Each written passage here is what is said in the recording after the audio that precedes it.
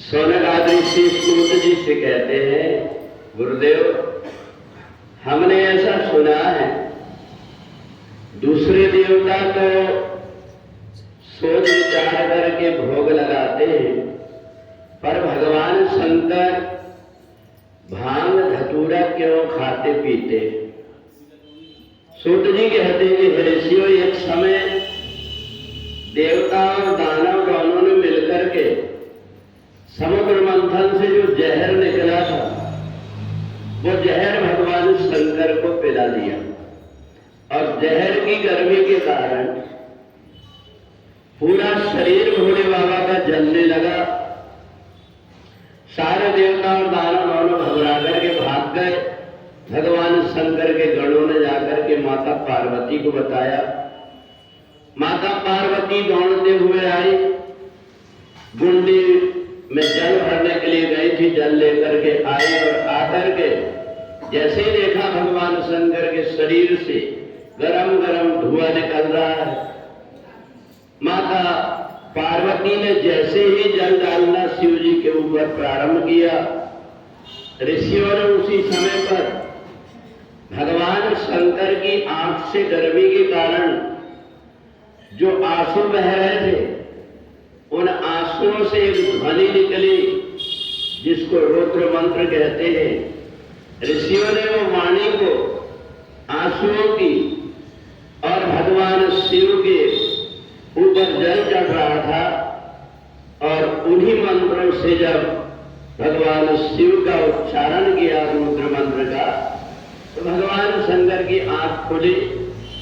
भगवान शंकर को देखा पार्वती माता ने, पूरा शरीर तपा हुआ है।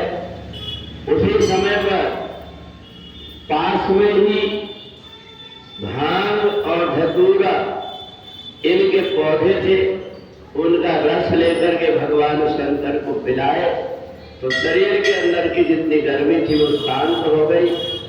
ये भांग धतूरा ये ठंडे पदार्थ हैं, और भगवान शिव जी के जहर को उतारने के लिए शरीर में जो गर्मी बढ़ गई थी, इसके लिए भगवान शंकर को ये पिलाया गया।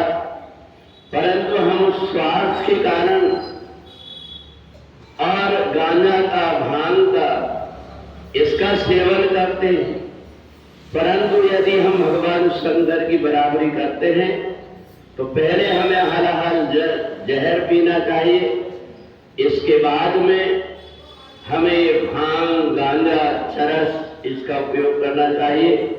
तो इसलिए सूत जी कहते हैं कि मनुष्य हमेशा स्वार्थी होता है।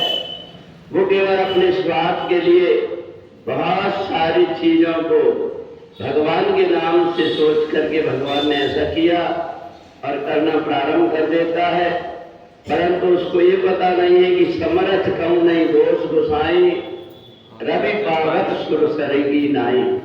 तो इसलिए जब कभी भी जो कुछ हम कार्य करते हैं समाज में, परिवार में और हमारे जीवन में, उसका क्या प्रभाव पड़ेगा, ये सोच करके व्यक्ति अगर उसका उपयोग करता है तो उसका ये जीवन सार्थक हो जाता है। बोलिए सच्चिदानंद।